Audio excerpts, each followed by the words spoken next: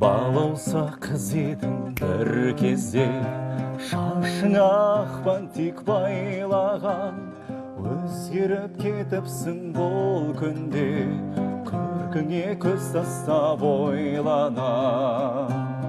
Нұрлы бейнең қандай жарқын, арманысың қандай жаннан, шынарым-ай сен мөлдірсің ерке, тау бұлағындай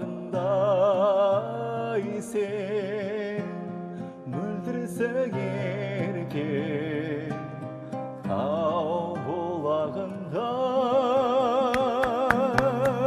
Тамаша Алтынбек. Бұны құрметті көрермен, өздеріңіз көргендей бүгін бізде әнші, әрі актер Алтынбек Сүндет қонаққа келіп